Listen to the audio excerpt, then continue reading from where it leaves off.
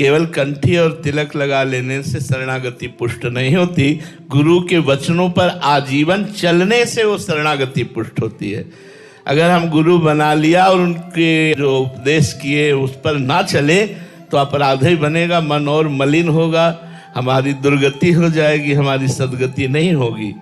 पर यदि हमने गुरुदेव का वर्ण किया और उनकी आज्ञा का पालन करने का उन्हीं के बल से प्रयास कर रहे हैं तो निश्चित हम सफल हो जाएंगे, अध्यात्म की उन्नति में हम पहुंच जाएंगे, अर्थात निरंतर भगवत स्मरण परायण हो जाएंगे। ये गुरु कृपा आज्ञावर्ती पर ही उतरती है। गुरु कृपा जो है, शिष्य तो लाखों होते हैं पर लाभ कोई बिरला ही ले पाता है। वही बिरला जो उनकी आज्ञा पर चलता है, तन मन प्राण धन सर्वस्व समर्पित करके गुरुदेव के इशारे पे चलता है, वही कृपा पात्र माया पर विजय प्राप्त कर लेता है। ओंकार विधाने जी महाराष्ट्र से। राधे राधे महाराज जी।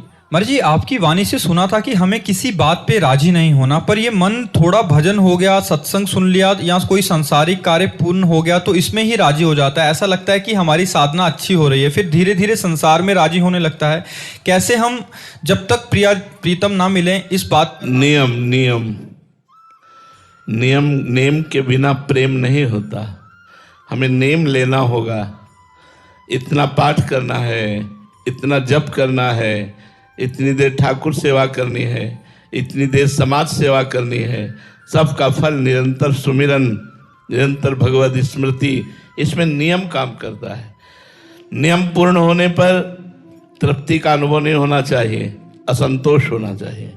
अभी और मान लो 8 घंटा हम भजन करने लगे तो अभी 24 घंटा बकाया है, उसमें तो 8 ही घंटा हुए।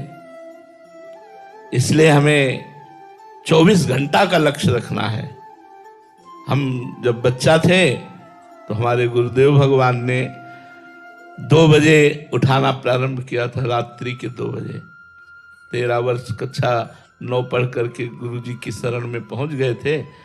बड़े कृपालु और भजनानंदी संत थे। तो 2 बजे रात्रि हुए, बच्चा उठ। 2 बज गए, देखो किसान लोग बैल और हल लेकर जोतने जा रहे हैं। तो उठो बैठो, माला लो, खड़े हो जाओ, टहलो। फिर उन्होंने कहा कि जीवन भर का एक नियम ले लो कि 1 मिनट कभी भगवान का विस्मरण नहीं होगा। बस वो नए हृदय में बात बैठ गई। तो आज तक संतोष नहीं है साधना में, आज तक ये तृप्ति नहीं हुई कि बस बहुत हो गया। रोज हृदय व्याकुल रहता है कि जैसा भजन होना चाहिए उस तरह का भजन नहीं होता, जैसी रहनी होनी चाहिए वैसी हमारी रहनी नहीं है। हे भगवान, कब ऐसी कृपा करोगे कि हमारे अंदर साधुता आवे, हमारे अंदर आपके लिए रोना आवे, तड़पना आवे, निरंतर भजन आवे। साधु का पूरा जीवन व्यतीत हो जाता है लेकिन वो कभी अपने में देख ही नहीं पाता कि मेरे में भजन है। भजन करते हुए भी भजन की अतृप्ति रहना, यही भजन का लक्षण है। भजन करते हुए भजन में तृप्ति का बोध हो जाना कोई अपराध बन गया। भजन करते हुए इतनी व्याकुलता बढ़ जाना कि रात दिन भजन करते हुए हम भजन ही मांगे, भजन के सिवा और कुछ नहीं।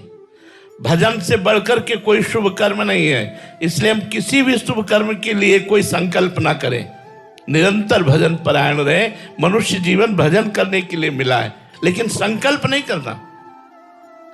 संकल्प केवल भजन का करना है, तब हमारी ये जो छोटी छोटी बातों में तृप्ति हो जाती है। जब हमारा बड़ा संकल्प होगा तो जैसे ऐसे अगर आपका लक्ष्य बन जाए निरंतर भजन, तो घंटा 2 घंटा भजन आपको जलाएगा। यार ये क्या अभी कोई भजन हो रहा है, 24 घंटे भजन। सोवत हूँ रसना रटे राधा कृष्ण सुनाम।